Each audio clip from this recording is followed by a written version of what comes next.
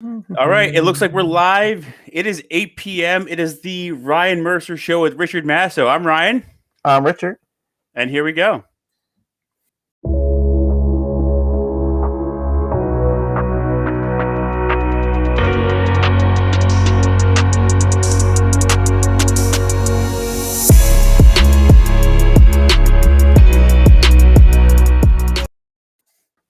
Oh, hey, Richard, what's up, man? Not much. I was trying to think if I could make up words to that intro, but I'm not going to. I will. At some point, I will. I'll be like, it's Ryan, and I have to come up with the right. It's Ryan and Richard show. They're here to talk about pop culture. Yeah, so we'll get it. I'll figure it out. The new wait, we looked this up. Shang-Chi, right? Shang-Chi. The new Shang-Chi. All right, so we're gonna talk about Shang-Chi. Most people say Shang-Chi or I said Shang-Chi, but I also called the Avengers the Avengers growing up. So don't take my word for it. But Shang-Chi. And you've only screwed the Shang-Chi up for 40 years, you said, right? Yeah, no, I did. I think I was just like Shang-Chi, and then at some point I think I knew I was Shang-Chi, and then this young lady, and so others are like, it should be Shang. But listen, what probably needs to be said about it, so because we're going to talk about people's opinions and people's thoughts later, is like the creator.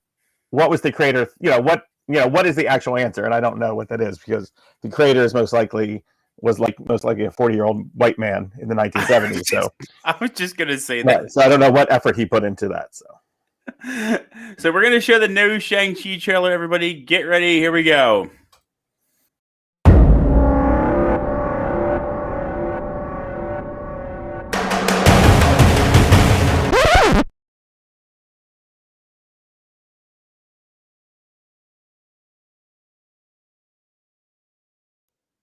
Well, Richard, if you and I, if people could have seen our text message, that took a whole 12 hours for that to happen? Yeah, that was that. Not even.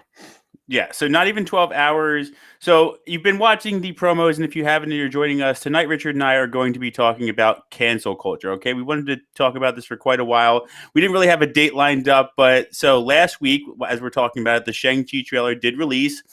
I am being very honest. I thought it was one of the best trailers I've ever seen in my life. I like that old school martial arts stuff. And correct me if I'm wrong, he's also played a part in Spider-Man's fighting style, correct? Or something of that nature? That I don't know about. Okay. So I read that and I was excited, and I texted Richard, and that was like at 8 a.m. and it had already been canceled. So let's read the article real quick. We're going to go to share the screen 2. Okay, so the reason the movie is being canceled already, Shang-Chi star, and please excuse me if I screw this name up, Simu Liu deletes 2012 tweet about Nicki Minaj following backlash. So without reading the entire article, let's go down to the tweet itself. Let's ignore the responses real quick.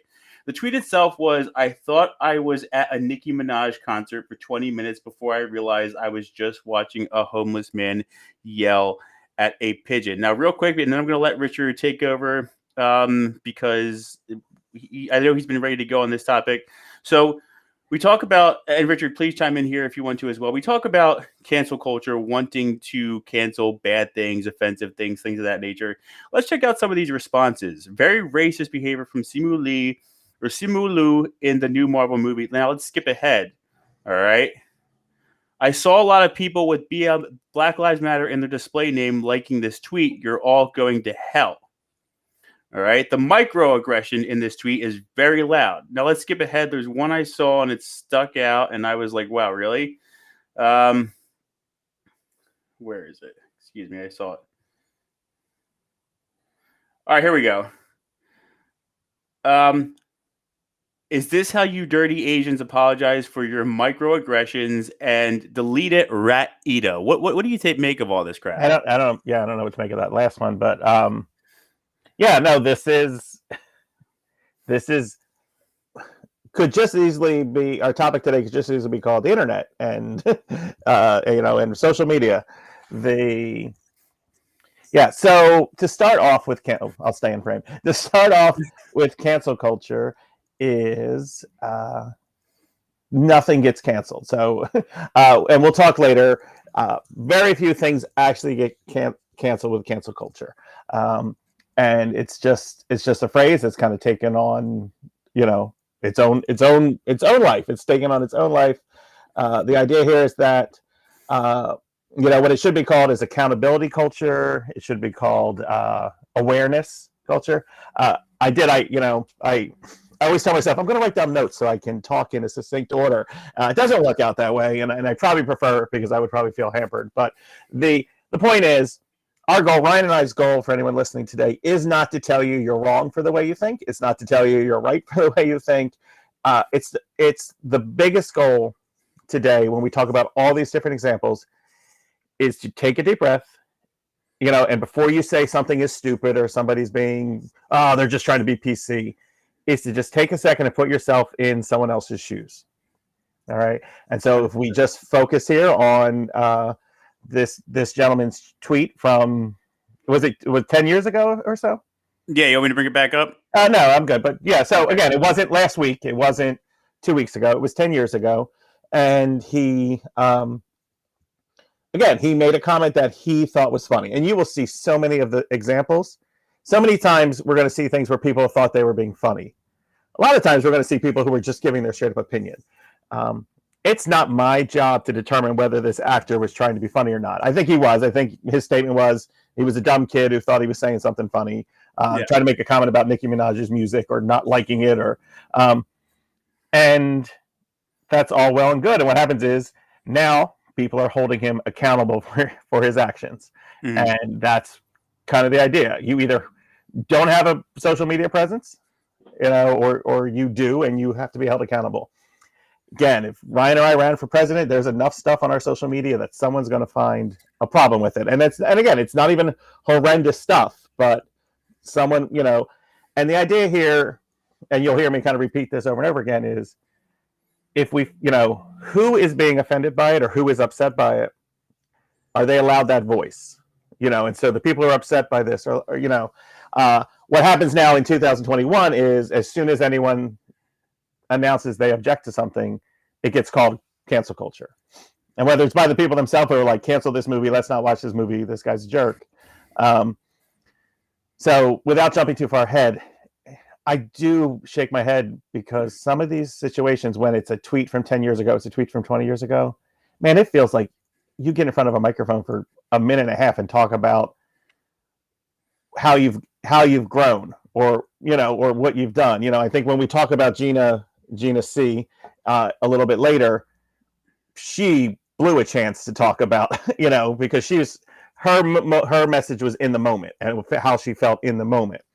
Again, if someone brings up a tweet I made 10 years ago where I made fun of someone, which again, I'm sure there's plenty of tweets out there where I'm watching TV and I'm like, oh my goodness, like this guy with the orange face and he'll never be president. I'm sure there's some tweet like that, where I would be like, yeah, at the time I focused on something and I shouldn't have. And so yeah, we're going to list a lot of examples. We're going to talk about a lot of the impact.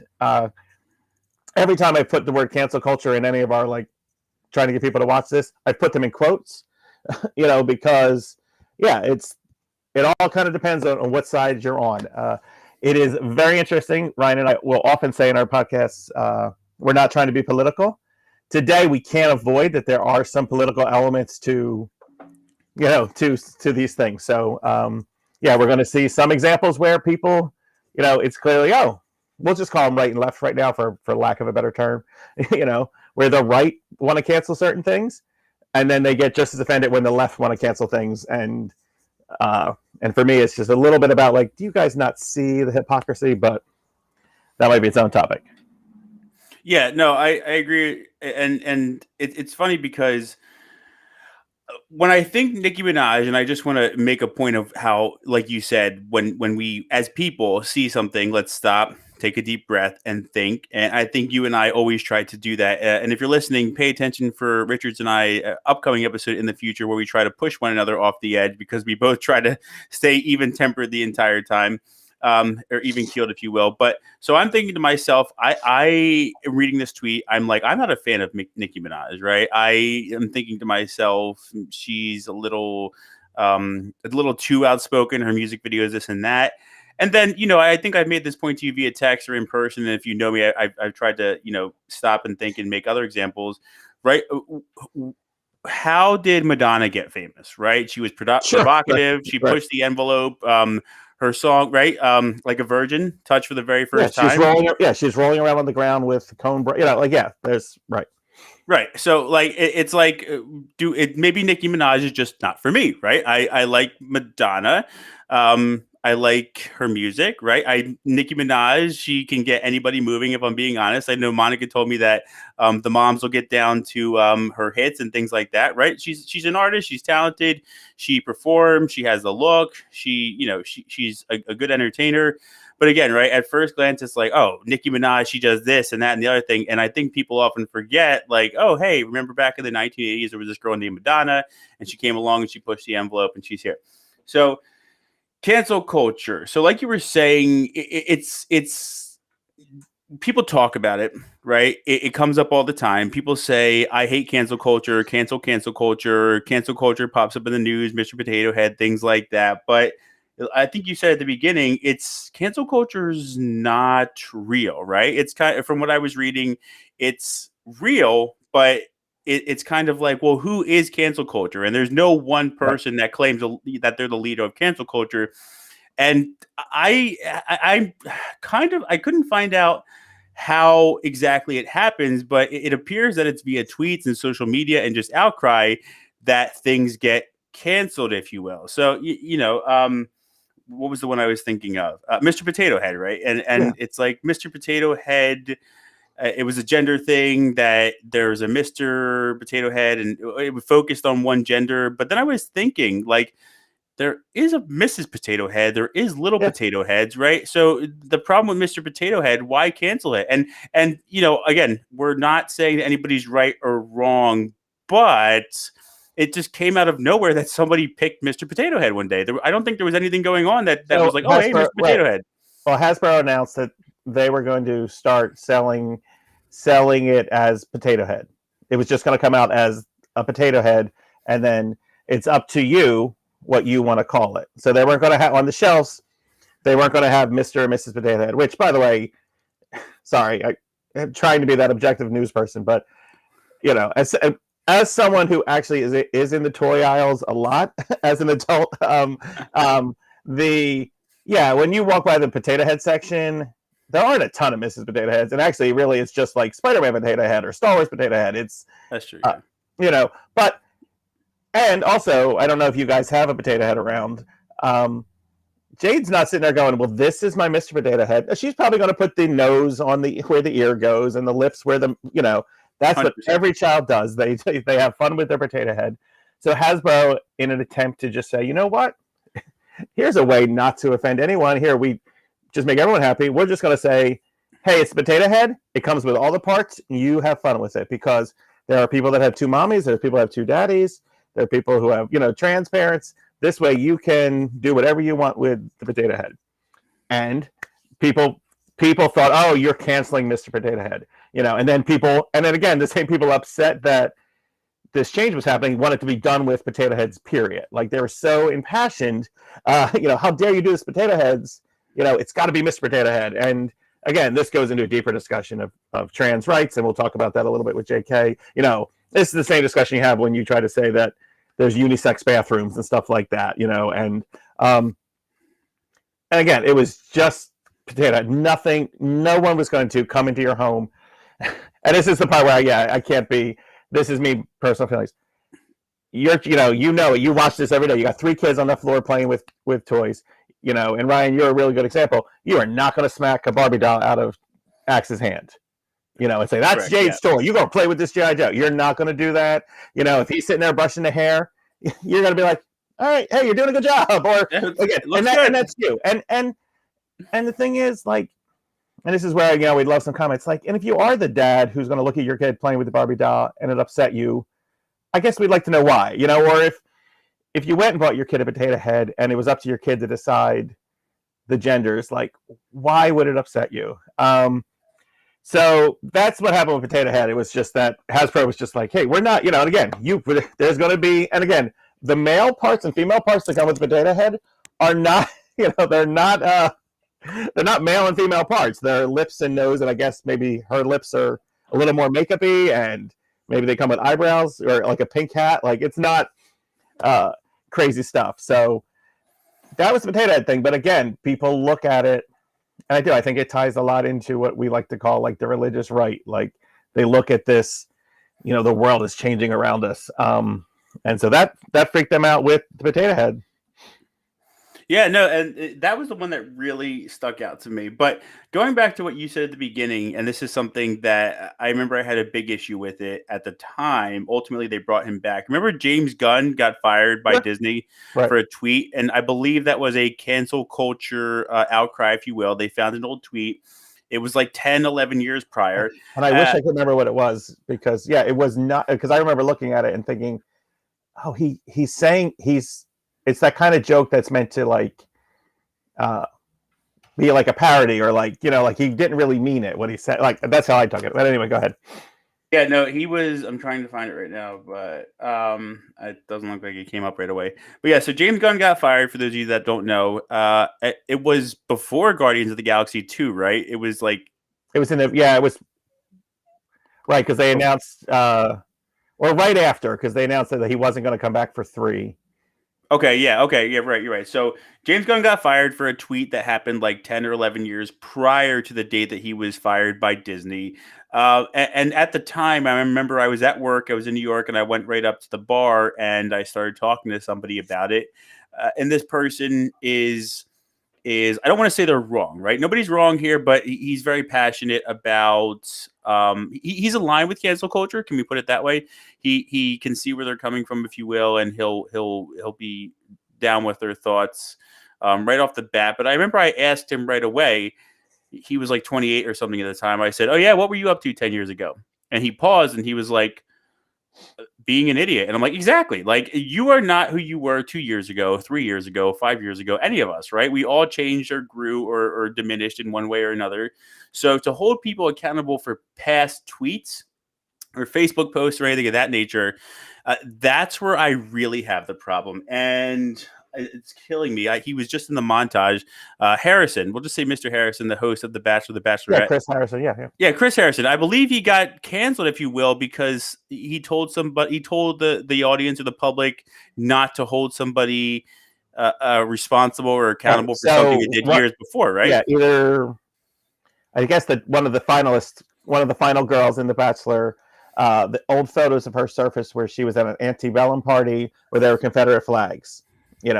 And Chris Harrison was like, yeah, and Chris Harrison had spent, the weeks or whatever with this woman and it kind of like got to know her for who she was in this moment. And I think he kind of just said like, hey, judge her based on who she is here. He helped cancel himself because I think he saw the avalanche coming and he was like, I don't want to hit I want to just peace out here. But that's the thing. He kind of just said like, yeah, I don't have a problem with her. And that was enough to, and again, this is what we're talking about. There's not a tribunal. There's not a judge and a lawyer. It's just public opinion was like, that's not cool, Chris. And Chris said, all right, I'll step back. And again, he kind of did the smart thing of stepping back. Again, he could have come out and said, hey, I was wrong. Or, but he will reemerge in a year or so. He'll be able to host another, whatever. And go ahead. So I was going to say, side note, isn't that funny how that happens in Hollywood? You come back like with a vengeance. If like you can do something wrong and you can come back like and be more popular than you were before. You just have to handle it. I mean, Billy Bush was filmed with President Trump, President Trump was saying the horrible things, like the women just flocked to me, you could just grab them by the pee. And Billy Bush got fired. Billy Bush got let go. Trump would go on to be elected president of the United States. But Billy Bush could no longer host Extra or what's Billy Bush on, Shanna? Right, she just said I don't care. Access Hollywood, she's right, yeah. Okay, yeah. So, but again, like he just kept his mouth shut. He went away. He's back hosting it. I think he did a little apology tour, but that's our society where, and again, not to get crazy political, but it is that interesting thing where the people that held Billy Bush accountable wanted him gone from his job, and then another side of our country was like, oh yeah, the guy we're going to vote for, he's okay to say that, and that's the thing. It's not the same people. It's really, and that's the thing. I would, it's interesting to find a person who maybe sees both sides.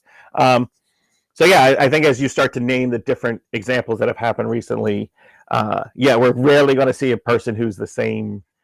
Because I put something up on Facebook asking people for some thoughts about when they first kind of heard of cancel culture.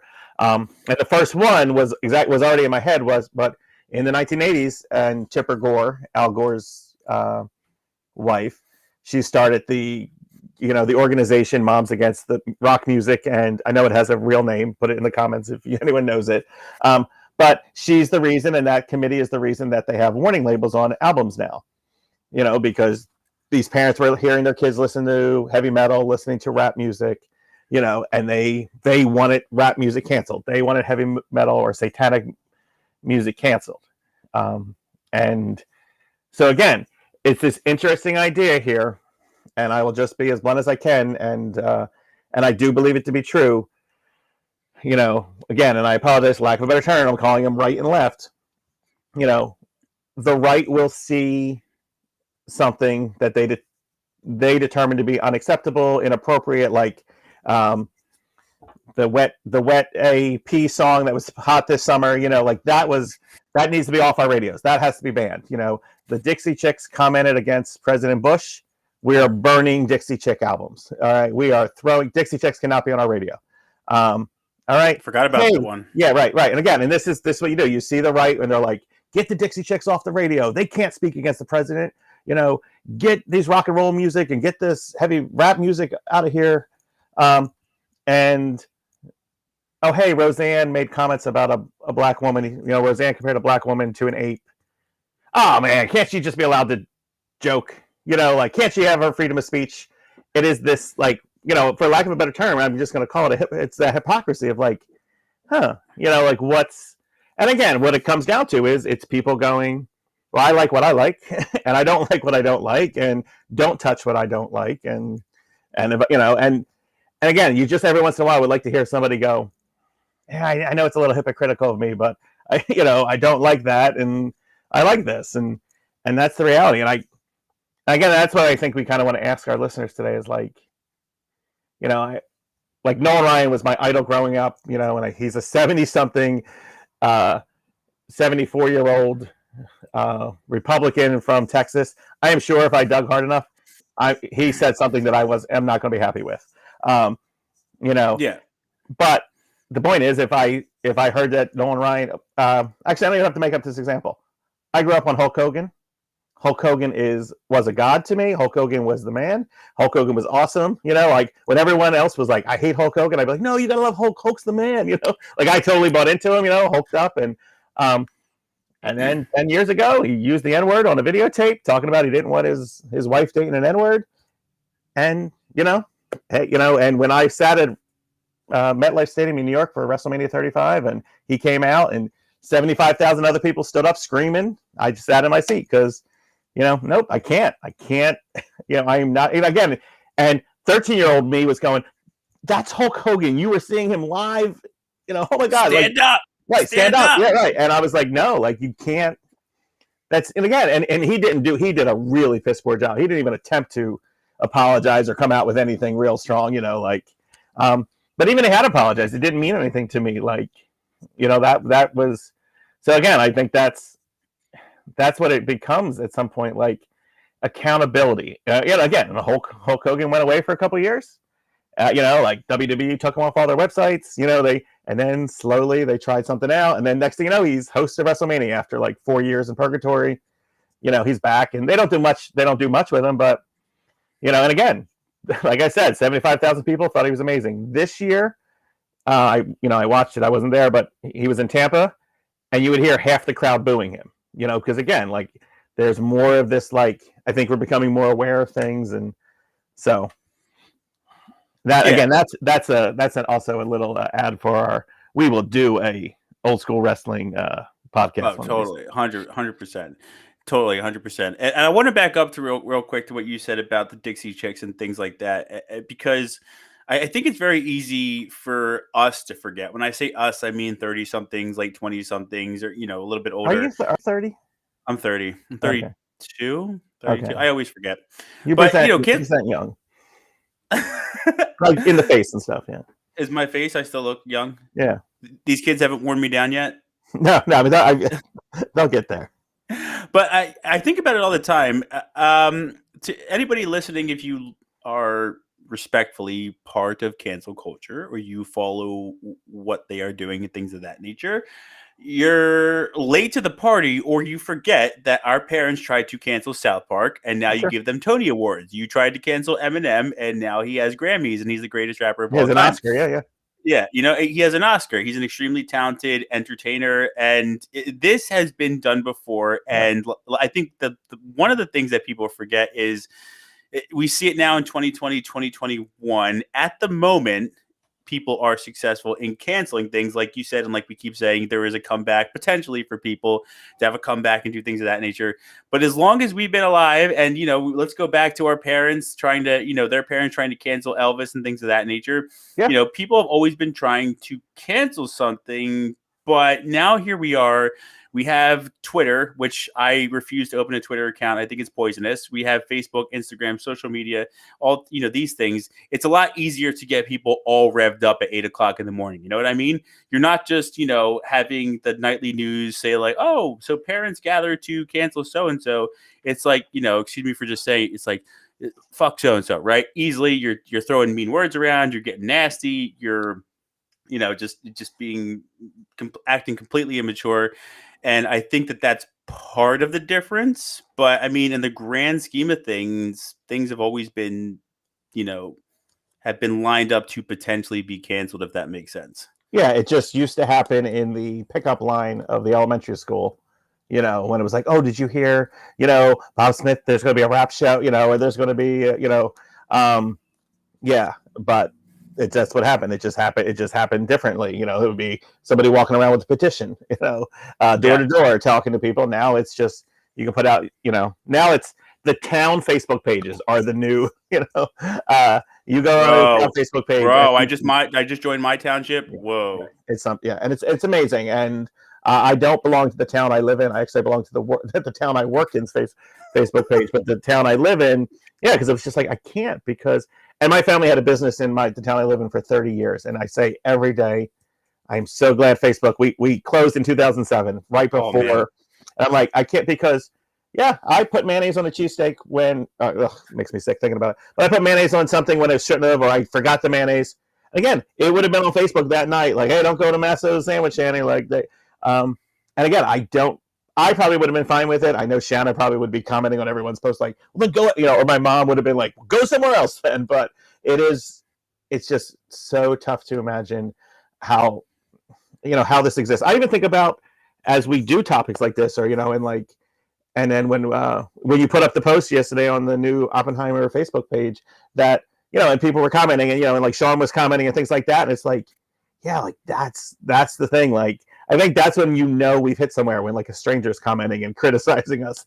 But that's the thing. Like, you like to think that it's friendliness. Like, I just I started a class today, and I'm trying to have the kids. Their kids are going to make little videos, and and I'm like, guys, I want to try this. And I actually went like this when I said, I want to try this.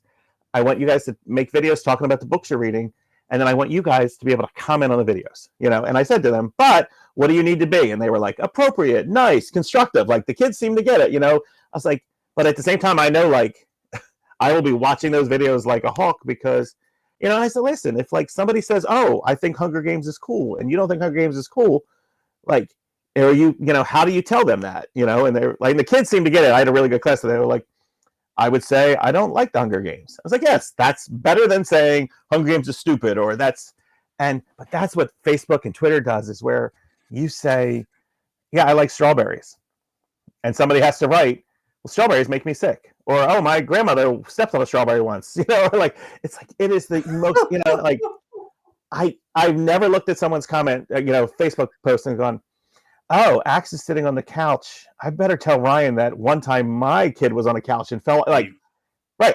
I might think it and be like, oh, shoot. Like, Zach was on a couch once and he fell off. Like, but I'm not going to put it out there, Like, you give your kid gummy bear, you give your 4-year-old a gummy bear right before bedtime. Like, I'm not going to say anything, Like, I grew up with Shanna and her kids where they each had a TV in their room, and it was on Disney Channel 24/7. And I'd be like, Shanna and I, one of our first arguments was like, oh, the kids are in the living room watching Hannah Montana, and Hannah Montana's on in both their rooms. Hey, can we ask them to go turn their TVs off? And she looked at me like I had two heads. The kids looked at me like, well, I want it on so that, like when I leave this room, it's all like I catch it.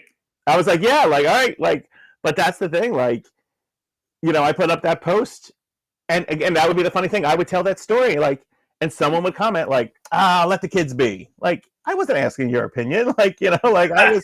But that's what people do. They have to give their opinion, and what social media has done is it lets us do the behind our keyboard. We all get to share our opinions. So, all right, let's shoot out some more of our examples. Yeah, well, real quick, something just hit me real quick, and I just wanted to bring it up because you did bring up Roseanne. Go ahead, Shanna's ignoring me. Is Shanna ignoring you? She is, yeah. Real quick, because I just want to. I have read. It's called The Ride of a Lifetime. Bob Iger's memoir. All right, I am obsessed with Bob Iger. I hope nobody thinks that's weird. I'm just very interested in his life and what he's done.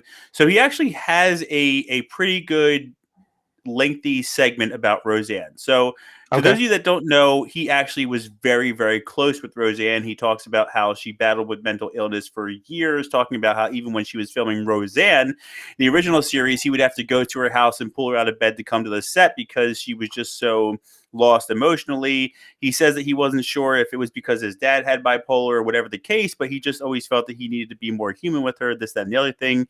He said that he had been notified that she was speaking out on Twitter, if you will. So he said, I need to have lunch with her. He said that he had lunch with her. She came, brought cookies, yada, yada, yada. And he said at the end of the lunch, he looked at her and he said, and stay off Twitter. To which she responded, okay, Bob. And he says in a nasally voice, yada, yada, yada. So originally what took place on that board meeting, apparently, when the tweet came out, was they were going to suspend her, they were going to dock her pay, whatever the case may be. And Bob Iger, being a lifelong friend of hers, said, no, she needs to be fired. If it was an hourly employee, we would fire her and do the same exact thing. Right. We need to do what we would do. We need to be an equal opportunity employer, if you will. We need to follow through with the same punishments at whatever the level they are. And, we'll talk about Gina Carano in a bit, but I know people are still upset about, they think that Disney is just out to cancel and silence everybody. And I think if, what Bob Iger says is true, and I believe it is, it's more about accountability across the board, right? It's not like I'm just trying to cancel one person for one thing. It's that we're a multi-billion-dollar company. We have thousands and thousands of employees, and this is how we keep it leveled. So that's just me speaking from my book, if you will. So, Richard, you and I talked about this briefly on our Harry Potter episode. And if you're interested, you can find this episode on Podbean, Spotify, or Apple Podcasts. Actually, not Apple Podcasts. I'm sorry. They don't like my logo for Ryan Mercer Show with Richard Mazzo. So, but anyway, here's a good one. And I'm asking you because I think you have more info. Yeah. J.K. Rowling. Okay. J.K. Rowling, this is an old article for those of you that don't know, faces backlash after tweeting support for transphobic researcher. Now, I'm reading the tweet, okay? And just like Richard and I keep saying, we're not, talking about how we agree or disagree. We're just pretty much stating the facts at this moment. The tweet, I believe this is the original tweet, December 19, 2019. Dress however you please. Call yourself whatever you like. Sleep with any consenting adult who will have you. Live your best life in peace and security, but force women out of their jobs for stating that sex is real, ? I stand with Maya. This is not a drill. To me, reading that, not offensive, but apparently cancel worthy. What do you think? Yeah, so not offensive. And then this goes with the take a deep breath and put yourself in someone else's shoes. And the saying you guys have ever heard about putting yourself in someone's shoes is like, it says walk a mile in someone's shoes. So that means don't just sit there and be like, oh, I wonder what it's like to be a trans person. yeah, I can't relate. Like actually walk a mile, which is pretty far for those of us who don't work out. So but so the idea here is J.K. Rowling's isn't canceled. She's still a billionaire. Harry Potter is not going anywhere. His books still fly off my shelves. Kids and adults, people who despise J.K. for her opinions here are still reading Harry Potter. Will still go to Universal and check out Harry Potter Land. That being said, if you are a trans person, if you're a trans teenager, if you have this and you read her tweet and you basically what that tweet, the other tweet that really set her up was, a woman, the only way you're a woman is if you have the actual woman parts. And that's what got her. And again, there are people who have her back. There are feminists who kind of who are really strongly supportive of her for this opinion. And who would have said before this controversy came out that they thought they were trans allies. It is really important, though, for a trans person, I am trans. I consider myself, I was born a man, but I consider myself a woman. I feel like a woman. And this is not me. But again, I will 100% confess to you guys, my girlfriend, I think just recently stopped asking me if I was gay. Any previous relationship I've had, I get asked if I'm gay. I've been around random people who are like, "Oh, I just thought you were gay." Like, again, I present myself in certain ways. I have matter. Again, does not bother me. Does not in any way upset me. To say that, for whatever reason, I get this little bit of relatability to this idea of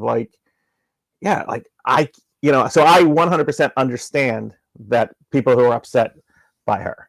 All right. And again, and what happens is, to go back to another of our sticking points, educate yourself. We too often, for any one of these examples, read a tweet or read a reaction to a tweet, and that's all the news we take away. And that's right. And again, and so to give one of the main reasons that I'm on this show with Ryan, because I did not know what to make of Ryan, and we may do a podcast about police in the future, is like, man, Ryan tweets a lot about police, and I'm not sure how I feel about police. But what I noticed was when Ryan tweets about police, and I noticed this from the beginning, it wasn't like, again, if a police officer jumped into a lake and rescued 3 kids from a thing, Ryan would be like, hey, check out this cool thing. If something happened, Ryan would be like, hey, do we think this was successful? Like, you always would ask questions, and I got the sense that you didn't just read an article title and share it, you read the article. And that's what a lot of us don't do. And me included, the amount of times that I'm in school talking about something, oh my goodness, can you believe this? And then someone goes, well, that they found out he had this. And I'm like, oh yeah, I didn't read past the headline. And so, we do this where, and again, I'm not happy with JK because, again, I feel like it was easy enough to be an ally. Again, I honestly don't think about her that much, and that's not meant in a disrespectful way. But, and again, we tend to focus more on the things that impact our everyday life, and that's what we get upset about. So again, we're with Gina, so we'll just jump right to Gina Carano. How do you say it? I say Carano, but I believe it is. Yeah, Gina Carano. So so I've seen her. I never saw her fight, but I saw her in Deadpool. I must have seen her in something else. Was she in like Jason Statham movies and those kind of things and fight people? Or so she had a really, really good standout role, in my opinion, in Steven Soderbergh's Haywired, where she was a disavowed Asian. But so she did that and a few other things along the way. Yeah. But yeah, again, and The Mandalorian, really solid. Like, she looks the part. She looks tough. She looks like but she is Republican. She is right wing, and her opinions were getting attacked. And then she said, "Hey, the scene, please." Like her. Okay, here we go. Which scene? I don't know why I'm leaning. Here we go. Oh, sorry. Oh, sorry. Okay, so Jews were beaten in the streets, not by Nazi soldiers, but by their neighbors, even by children. And quote, because history is edited, most people today don't realize that to get to the point where Nazi soldiers could easily round up thousands of Jews, the government first made their own neighbors hate them simply for being Jews. How is that any different from hating someone for their political views? End quote. Right. So, um, I'm not. Yeah, my laughter is just that. Yeah. Yeah. There's no laughter. So. Oh, and then real quick, she spoke out in the election too. Yeah. We need to clean up the election process so we are not left feeling the way we do today. Put laws in place that protect us against voter fraud, investigate every state, film the counting, flush out the fake votes, require ID, make voter fraud end in 2020, fix the system. Yep. So if she feels persecuted, and she is entitled to feel persecuted, and she may feel persecuted for her political views. And again, that's where that tweet should say, I feel judged for my political views. As a Republican, I feel more judged for my political views than some of my left-leaning coworkers. That gets that point across to me. Like, and I'm reading that going, she's got a point, you know. That comes back to what you were saying at the beginning, right? Like, don't just say this. Take a deep breath, and it's. I always say, and it's a very famous quote. I didn't make it up. It's not what you say; it's how you say it. And that was like, boom. Right, it's how she's right. And again, if she could have taken that deep breath, or had someone look at it for her. And again, there is not a tweet that's ever caused a controversy where they went, I had my buddy look at it. I had my friend double check it. Like, we had a big discussion and we went with it. No, it's again, every comedian who's ever gotten in trouble, it's because that sounds funny. 6 million Jews died in the Holocaust. Her losing her job, her getting criticized online is in no way comparable to that. Her experiences. And I've read something in Norm Macdonald, who I really think Norm Macdonald's funny, but where he's like, I think we focus too much on the victims of cancel culture and like not the person who loses their job and loses their livelihood. And I personally could not disagree with that. Louis C.K., who I don't know if he was on your list Louis C.K. got canceled because women came forward and said, hey, Louis used to masturbate and would make us, we were up and coming, he would make us undress, or he'd masturbate in the room. Even if we weren't undressed, he would just masturbate in the room with us. And we didn't know what to do because he was our boss and he was our, and we were worried we'd lose our spot on the card, or we were worried and that was something where people were just like, again, he went away for 8 months. He went away for a little bit, and then his show sell. He's not, he's lost. Again, he was a person who was writing his ticket. He was going to do whatever he wanted. He was going to be that guy. Yeah, he was going to be that guy who hosted SNL once a year. He was going to be, FX was giving him $1 billion, and he's lost that aspect, but he still has these fans who are just like, hey, he told a story about how he changed his kid's diaper, and I can relate to that, so I don't care about what he did. Right. And Gina Carano just does some kick-ass moves, and oh my God, she's amazing, and this or that. But yeah, again, and she doubled down. She was like, yeah, I'm doubling down, and where it's like, yeah, we're all judged. Everyone is judged. Everyone is judged in a certain way, and 100%. In a world, especially in this world of social media, I could see how Republicans might feel harshly judged because, there's younger kids on the computers, there's younger kids tweeting out, and it will jump all over people. But just to in any way bring up the Holocaust, that's just, and again, even her tweet itself is wrong in that, yes, it was neighbors doing it, but the neighbors did it because their government was saying, Jews are bad, and they were sponsoring it. They were making it okay. And it is just, again, she's one where I just sometimes I try to keep an open mind, look at everything, let me look at what actually happened here. But she's where it's yeah, kid, and again, another thing where she just came out the next day and went, I was trying to make a point and I really went about it wrong. Yeah, own up. Yeah, she's back. She's back in a year. Like she's making a surprise Right. appearance in season 4. You know, like, but that's the thing. She just doubled down on it. And again, I'm not walking a mile in her shoes, and sort of so am I a hypocrite? But yeah, it's just hard for me again. And I know I try to think of all the things that could happen to me in my life. I try to think of different things, and it's just like I hope that when the time comes, I own up to the mistake I've made. And that's like that's the question here with a lot of this cancel culture, or which again it should be called accountability, and that's what happened is people wanted her accountable for her words. Right. Now I think. Go ahead. No, go ahead. No, what I was just going to say was to what you said, to put a bow on it. That's exactly what I feel the star of Shanglave, excuse me for forgetting his name, was saying. Like he owned up in a way of saying, "Oh, looks like a dumb 23-year-old trying to be funny." Perfect, right? You were an idiot. You were 23. You owned up to it. Fine. Yeah. James Gunn did very similar stuff. Like looking back on that, he's like looking back on that. Probably should have said it differently, or it didn't get my point across. And. Eminem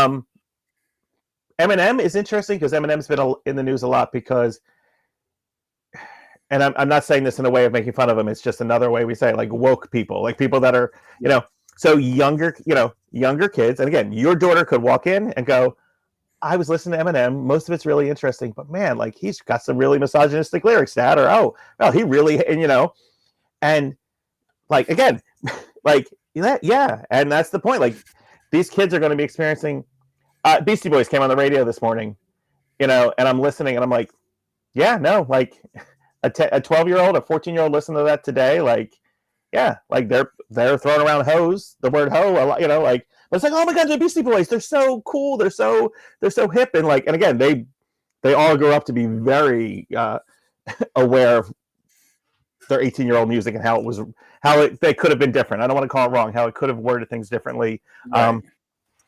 But yeah, no, and again, Eminem and a lot of music is an expression of where the person was in that time.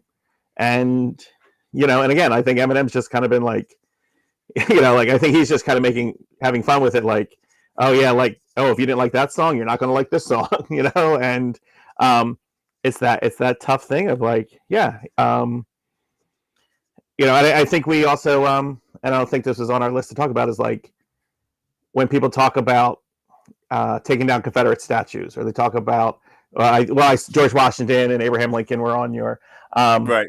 They made appearances as Jedis or Siths. I couldn't tell what they were. Yeah, like, and to me, I probably should have admitted. I feel like it's pretty obvious at this point. I don't lose any sleep over some of this. Like if you take down a Confederate statue, I lose no sleep over that. Mm-hmm. All right. Joey Masso found it. If you drive anywhere around South Jersey, you're going to see 10 different stores with the name Masso on it. All right. And if my cousin who has the store in Voorhees. Are they all you? Monica says something. They're all my cousins. Yeah. Oh, okay, good. Yeah. They're not all me. I'm a lowly librarian and a comic book business owner. Because I could not stand working and making food for people, so it was never going to last for me. Fun fact: both my brothers and my father and my mother can cook amazing. I can order really well. I can pick up. I can tell you. I can tell you really nice when you ask for extra sauce. Yeah, I can tell you exactly how to what kind of food to do for a catering job. I don't feel like making it. That being said, if my cousin has owned this store, it's been there for 50 years. If we found out that, oh, hey, yeah, like, and I'm making up because there is no Joey Masso. Hey, Joey Masso, yeah, like he killed 2 women and they were buried underneath his house, like, and now Masso's and Voorhees is now called just the food place. I'm not losing any sleep over that, Hey, listen, my cousin was always nice to me. He was always kind to me, but he killed 2 women. I'm not backing it up. Like, and again, these examples go on, like Jimmy Snuka, Jimmy Superfly Snuka. Like, I am a wrestling fan because of Jimmy Superfly Snuka. Right. And, and it was proven that he killed a woman in the 80s, but, unfortunately, he died as they were trying to convict him and they proved it, and again, like, I'm not Like, yeah, he was cool. Like, he was cool and all, but I'm not going to tell people, oh my God, this is a guy I idolize. I'm going to say, yeah, he's the reason I watch wrestling, but, if you took down his statue, I wouldn't lose any sleep, and that's because, again, I think we need to, you need to ask me a question so that I can say a thought so I'm not sound like I'm rambling. Right. No, so here, I actually was thinking, because I think you and I have done a very good job over the last 10, 15 minutes, if you will, of bringing the level-headed part to it, right? About being calm and thinking about things like that. Now, I'm going to take it back a few steps and get people all amped up, because I did talk to you about this, and I do want to talk about it and get your thoughts about it. Movies, TV shows, things of that nature that we love, that we quote to this day, No Soup for You, things like that. Yeah. All right. Would they make it today? And what I'm going to do, and I hope my page doesn't get canceled after we do this, let's run this real quick.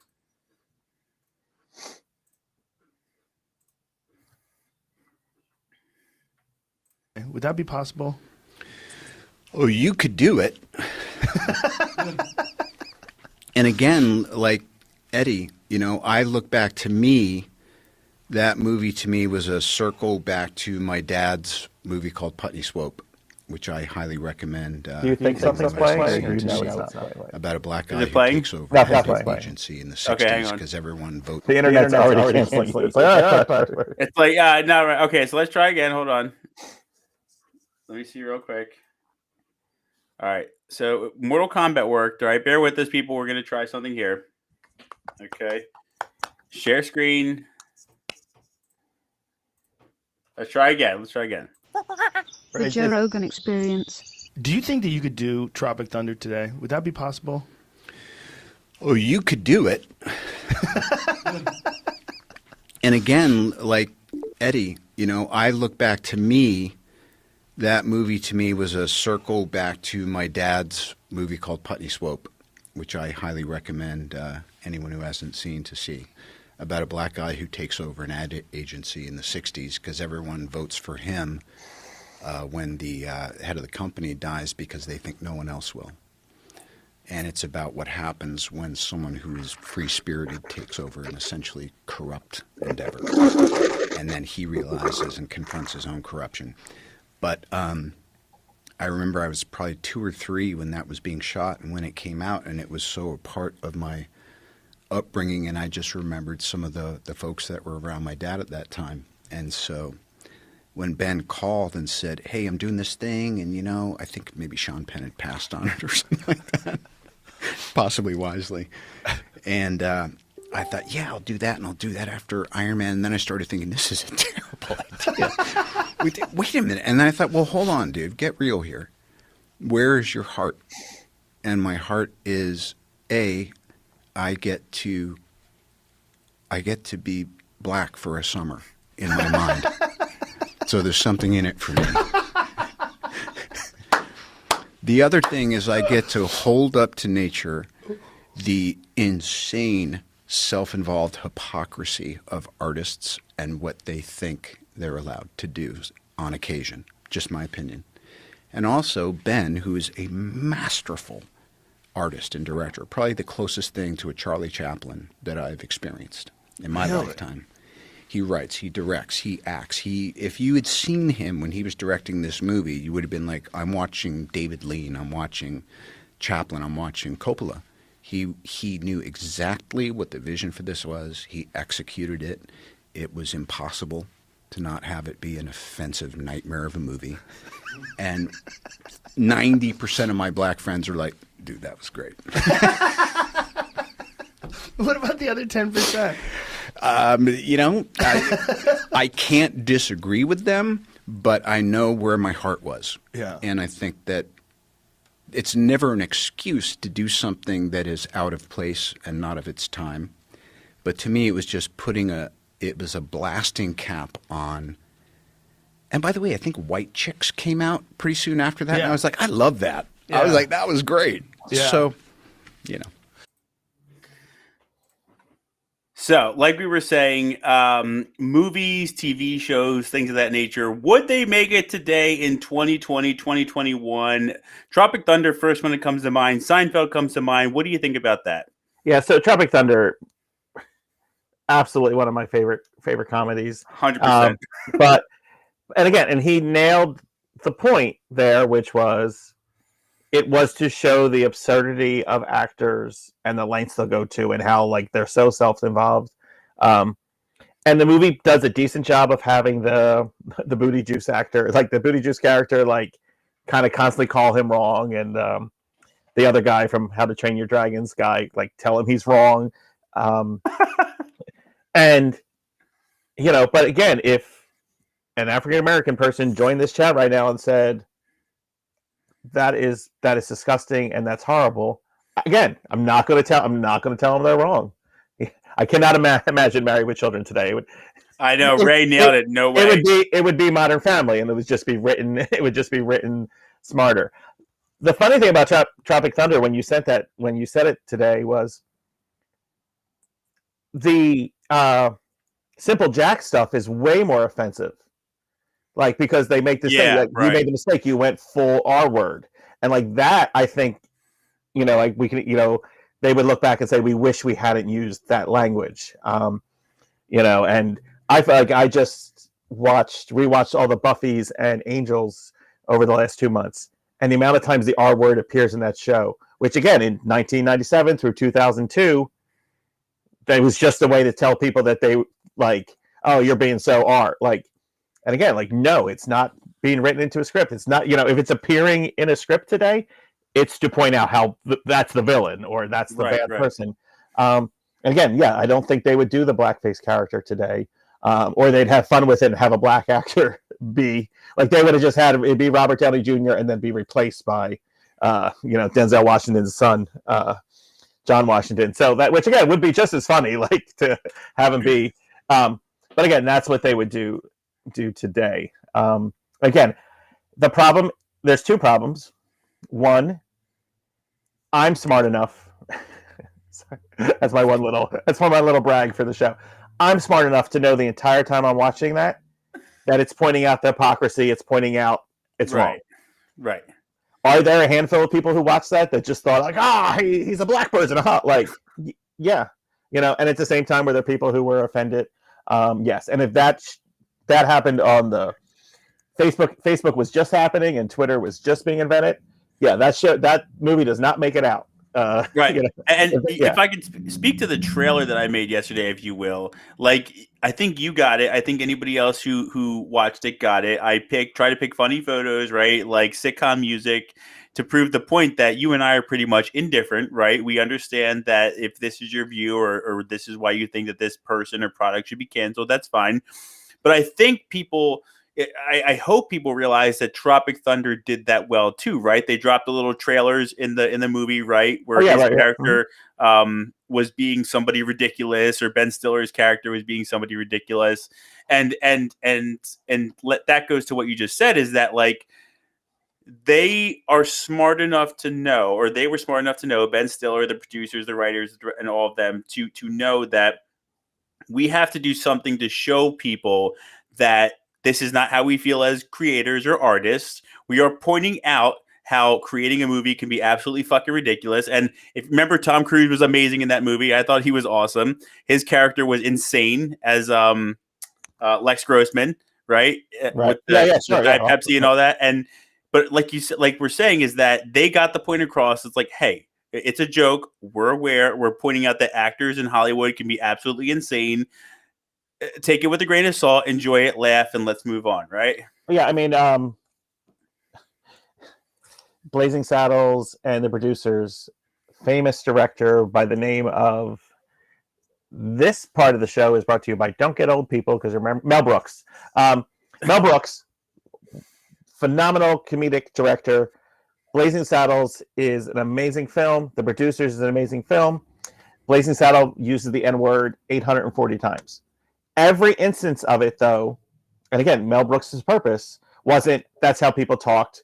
It was to point out how ignorant the people in the Old West were, or people were. he does the producers, and the idea is to make a play that fails so miserably, so he does a musical about Hitler, and Hitler is singing pop songs, and it is both. I could say again, an 18-year-old is going to flip around one day and discover these, and and again, if they go online and say, everyone tells me Blazing Saddles is amazing, but I found the use of the N-word disgusting, that kid's not, what I'm saying? That kid's entitled to his opinion, and that's, I think, where we as the older generation, my opinion, have to kind of slow our roll between like, oh, take a chill pill. That's, again, like if you think someone's overreacting, again, that's your opinion, but walk a mile in their shoe. And for my final example about this, because this is fascinating to me, A Christmas Story. It's on once a year for 24 hours. I was gonna say, you don't see it any other time of the year. They just play it around Christmas for some reason. But A Christmas Story, you're gonna shoot your eye out. The Santa Claus down the slide, hysterical moments, really, really funny. A couple years ago, I read an article about this Asian gentleman, Chinese gentleman. He hates the movie. Okay. He's like, I'm the only person in the world who, or like, I'm one of few people. And he explains, he's like, this whole movie, funny. The final scene is they go to a Chinese restaurant, and the Chinese waiters and waitresses are singing, instead of fa la la la, they're saying fa la la, like they're mispronouncing Asian stereotype. They're mispronouncing the song fa la la la la. All right. And that's how the movie ends, with everyone just laughing their heads off at these Chinese waiters mispronouncing the song. I watched that movie 480 times, and I just, I laughed along too at the end. And this Chinese gentleman's like, I'd never seen the movie before. Start dating a woman after college. We're very serious. I go to her house for Christmas. Her family is watching it. The end scene comes on. They're dying. And here I am sitting as a Chinese man going, yeah, I don't find this part funny. This is upsetting to me. And, I can't remember from the article if he brought it up then or he brought it up later, and again, he's not asking for the movie to be canceled. He's saying, I'm not watching that movie. Right. That movie, there are so many things that are similar to that. We all have our different personal experiences. And again, that's what I really liked about this gentleman's article was, and again, by the way, we have so many viewers, people, we could inspire people to now ban The Christmas Story. I'm not going to lie. I kind of am off actually, I kind of got tired of The Christmas Story. So I'll be, all right, like I've seen it now. All right. But yeah, it's like, that's an interesting point. And yeah, like he's entitled to his opinion. Everyone is entitled to their opinion. We have so many different things that, again, like I know triggered becomes a word that we kind of mock now, but that's the point. There are things that upset me. I've had experiences in my life that, that upset me. I know that, our listeners have had different impacts and pain that have happened to them, and you're watching a movie and it could just be the most innocent thing that everyone else thinks is hysterical, but it could hit you in the wrong way because of life experiences. Whether it's great point. Yeah. And again, and that's the thing, like you watch, you're a survivor of abuse, and you're watching some show that kind of glorifies it or does something like that. Like, yeah. And you say, oh, I don't like this show because they glorify it, or you're a survivor of addiction, or you're trying to survive addiction, or you dated someone who had an addiction problem. A show's going to hit you in a different way. I have one example I want to mention real quick, because I know it was a huge movie when it came out. I was watching Zack Snyder's The Justice League, and we have why can't I think of her name now? Clark's mom. Yep, Diane Lane. Diane Lane, right? So I'm like, oh, I remember Diane Lane was great in Unfaithful. Mm-hmm. This person told me that their parents had an issue, one of them with cheating, if you will, and that movie messed with their head, right? And like you said, to your point, it's like you keep saying, walk a mile in somebody's shoes. You don't know what the person next to you has lived through, is going through, things of that nature, right? Things hit people differently. Oh, we got Tim Morea. Tim, what's up, man? I Is don't it know. possible to Your separate logos- I was artists gonna from their say- work? Hold on, actually, watch this.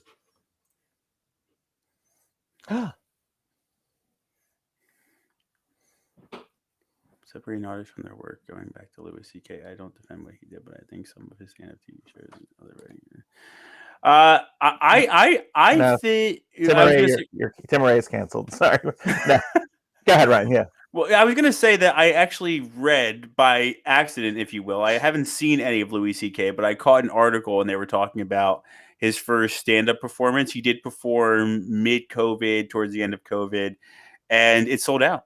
It was a sold-out Yeah, show. yeah, It was yeah. stand-up, and he sold it out. And I think they said that he had people dying. Maybe that was his intention, but he also was speaking from the heart, I believe, because he said, "Yeah, so where have I been, you ask, huh?" And he said something like, "You ever have the whole world chasing after you with pitchforks and fire and flames and things like something like that, right?" Right. I don't know what to say. I think in some cases I might be going out on a limb, but I know for a fact, and this is me speaking from my mindset. And if anybody doesn't agree, I apologize. It touches on a different level when it's sexual harassment. And going back to cancel culture, Monica and I were talking before we did this episode. If there's one instance that I can agree with, it's Pepe Le Pew, as crazy as that may sound, because looking back at it, he was like very sexual harassment-y. Like he was all over that she was a cat, right? He was a skunk who thought every time a cat walked under white paint that he was now going to get. Like, yeah, Right. he did not even like cats. He had no interest in. Like, he was very. Yeah, he had issues. He had super big time issues. Yeah, and that's the one I can get. So that for me as a person, remember, we're not telling anybody how to think or feel or anything like that. When it comes to sexual harassment and news anchors dropping their pants and their boxers in front of women and things like that, I don't think you can come back from that in that instance. That's just my opinion, though. But to specifically answer Tim's question, yeah, like Louis C.K. is one of the funniest people I've met. I've never met him, so I know I said that. Louis C.K.'s stand-up is hysterical. His FX TV show is phenomenal and relatable and interesting. But that's the thing. Like, it's just hard to get behind him going forward. Aziz Ansari, who did, I want to say it's called Master of Nothing, and just great TV show, and he was phenomenal in Parks and Rec too. But again, he had some issues, and with sexual harassment, and again, it does not change. It does not change how funny his shows are or how funny he was. But it impacts like my desire to see him moving forward. And again, and Aziz is someone who said and did quote unquote all the right things afterwards, like owned up to what he. And again, for some reason, I've not heard from him. Yeah, because I go around.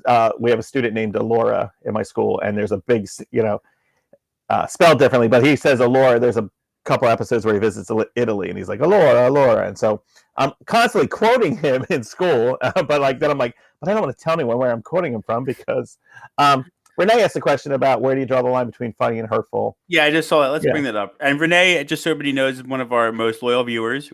She's actually the first trivia winner. So let's bring it up, Renee. Yeah, we should find out what Renee bought or if she has spent her Target credit card. And so if I can take a stab at answering this first. Yeah, let's go. It's entirely up to you, like where you draw that line. As someone who struggles and messes up sometimes with jokes and has offended people, and it's really tough to draw that line. And what happens is, if I think it's offensive, then again, like I found Roseanne offensive. Yeah, but again, we were talking about Bill Cosby in one of our preview videos. For whatever reason, Cosby Show was on my TV for some reason today. Phenomenal. Bill Cosby, phenomenal TV show, phenomenal comedian. I grew up listening to a couple of I sound so old. His comedy albums. Like again, I would listen to, and he would do Buck and like he would tell all the stories about Fat Albert and his friends from the neighborhood. Amazing comedian, but he. Can I say something before we go into the nitty gritty? Because I do want you to go there, but I also want to say I realize something. I'm younger than you, so you're trying to figure out how I did all these things. So go on. But I remember he was big on Sesame Place. He was big on Nickelodeon, giving parental advice, children advice, and He did it meant picture yeah, pages. and it hurt. He did Little Bill, right? Yeah, yeah. It hurts in some ways, right? You feel, and Right. I said this to my mom at one point, and I do want to let you finish, but my mom had brought up somebody had gotten caught for something years ago, and I said to her, my instant reply was, "This is why I like fictional characters because they don't let you down," right? And I kind of meant that in a way because, like you said, Bill Cosby, great. People looked to him for advice, parenting advice. He spoke to children, this and that, and then it's like, wow, dude, you really let me down here. Right. And same with Roseanne, where she did all this stuff, and then again, what people probably might consider Charlie Sheen went off the deep end there, and some of the things he had to say. So yeah, I think we just kind of have to determine our own line of funny, and I think what we need to do, and this is the tough ask, because I have not seen Ryan the Last Dragon yet. The tough ask is, if you think that Gilbert Gottfried is hysterical to me, Gilbert Gottfried is so funny. All right, but 10 years ago, Gilbert Gottfried, there was a tsunami, and Gilbert Gottfried decided to tweet out something funny about the tsunami, and he lost his lucrative Affleck duck job, where he literally had to go into a studio, say Affleck 2 or 3 times, right, and then he got $1 million, but he lost that job, and that was his consequence. If someone said, you know what, I don't know, I didn't think that his joke, and again, I knew his joke was satire. I knew his joke he wasn't hurtful and actually trying to be mean to the victims of the tsunami. He thought he was just being funny. But my point was, I understood the people who were hurt by it. And I think that's the key. If you think something funny is funny, and then you hear someone else doesn't think it's funny, it's the repeat the theme.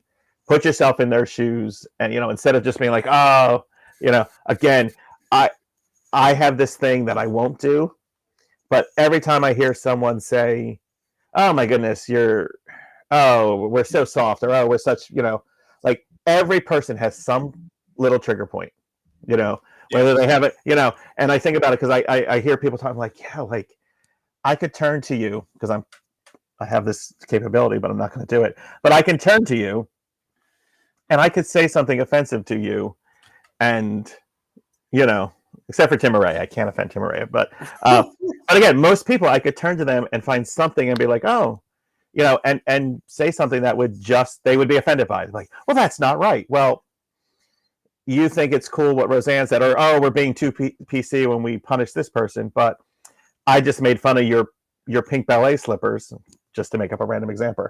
Yeah, well, I've always had these pink ballet slippers. My mom gave them to me when I was 7, and and then she passed away. So why is your hurt okay? And mine not. Again, I could, yeah. So yeah. I know this topic is alien for some people. Segue. Thank you. Thank you. Saying segue. Thank you for getting it. All right, so ladies and gentlemen, this is where we're going to somewhat bring it to an end on the cancel culture. We went over time, kid. Wow. Yeah, no, but I think you and I even said it may be a 2-hour episode, right? Yeah. But in all seriousness, as we wrap this up, and I'll let Richard get one more point in, because I do appreciate his opinion. I that's why we're here with the Ryan Mercer Show, Richard Masso. It's an important topic. It's a hot topic, and to kind of touch on Renee's question about where do you draw the line, and how it's funny, and I wish I had an answer, right? Because it seems like for the unforeseeable future that people are going to be offended by things are going to be canceled. If I'm being honest, I feel like cancel culture is kind of running out of steam, if that makes sense. By 2022, right, yeah, we might be done with cancel culture, but I think we kind of just need to tough it out. And I think that the biggest point that Richard and I keep trying to make is that if you don't want to walk in someone's shoes for a mile, or you haven't, just take a deep breath and think about it.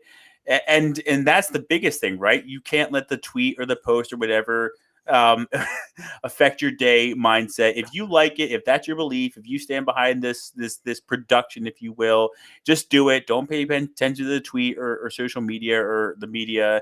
Just run with it. If you enjoy it, run with it. And I think that's important in any aspect of life at any time. and I think it's important to keep in mind how did the cancel affect you?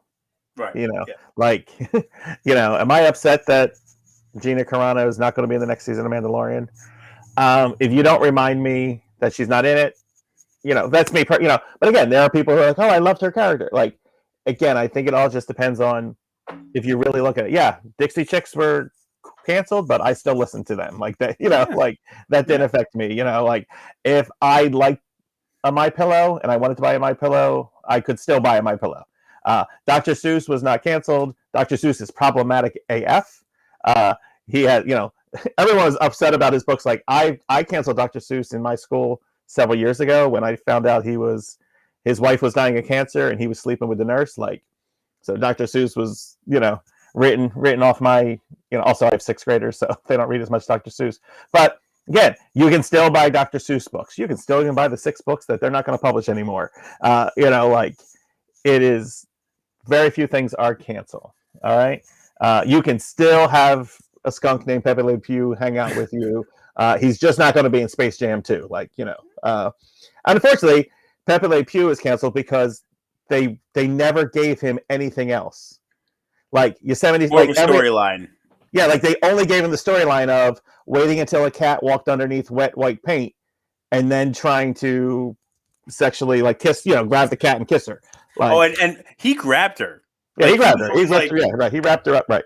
Yeah. Like, yeah, if you saw a skunk grab your cat like that, you would be upset. And we're having fun with the concept, but like, yeah. And again, I saw a lot when Pepe Le Pew stuff first hit. I saw a lot of people going like, I watched that and there's nothing wrong with me. And there's nothing wrong with you. And yeah, Ryan's 3 kids could have watched Pepe Le Pew and Space Jam and nothing wrong.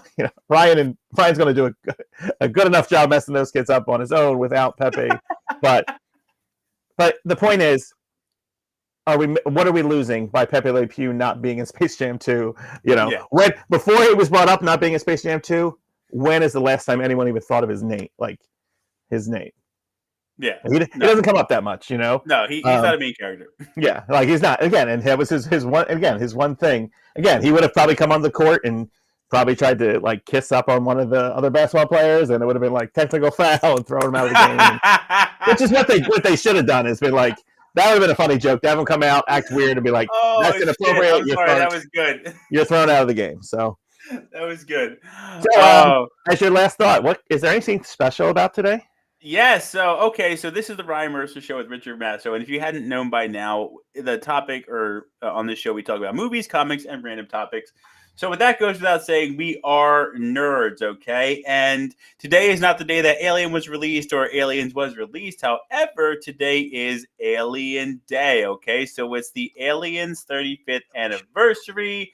Let me run this for you real quick because I'm having a great time figuring out this new tool, a tribute to the Alien saga. And if you don't agree with some of the prequels, please don't interrupt. But here we go.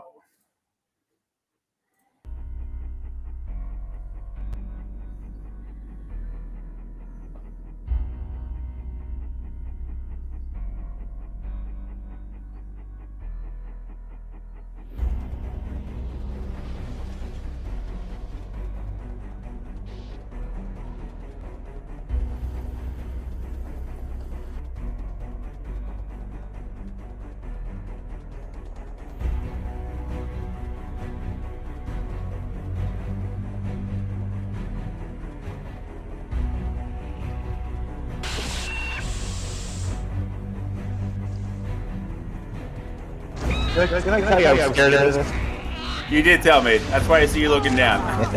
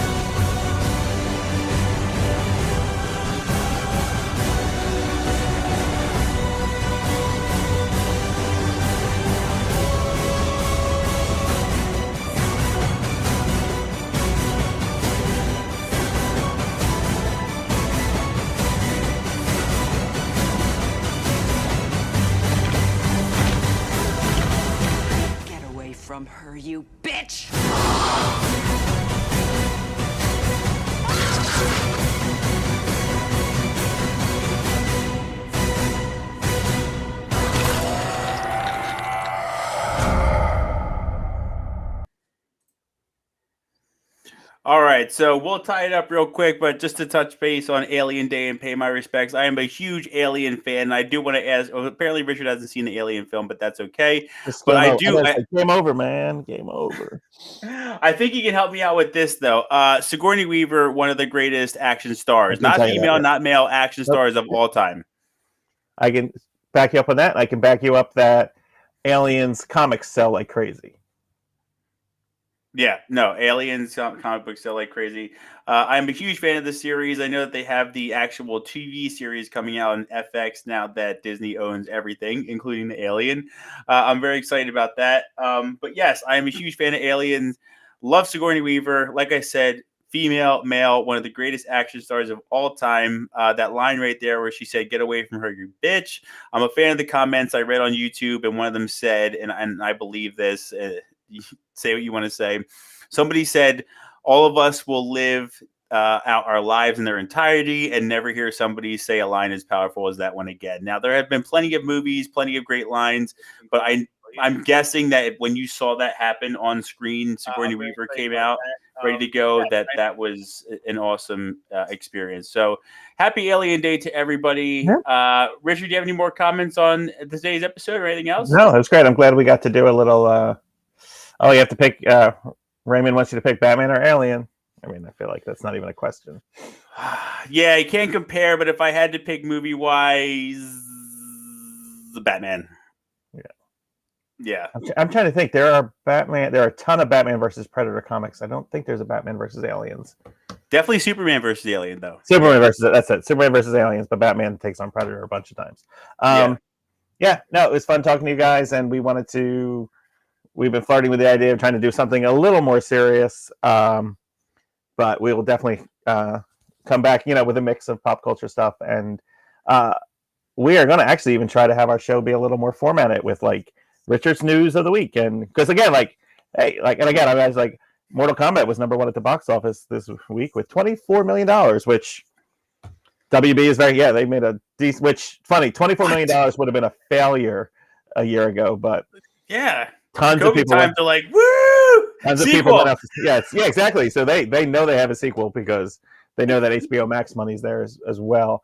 So yeah, we'll try to bring a little format and advertise and have some fun with you guys. So thanks for having me on as always, Ryan. Nope, thanks for being on this show. It is part of your show. Your name's on it now, so that's definitely true. Part of your show. All right, everyone. That means I have to take the heat when we get in trouble. So. We'll take it together. Yeah, fair enough. Ladies and gentlemen, grandparents and parents, thank you so much for viewing the Ryan Mercer Show with Richard Masso. We will see you next time. Take care. Bye.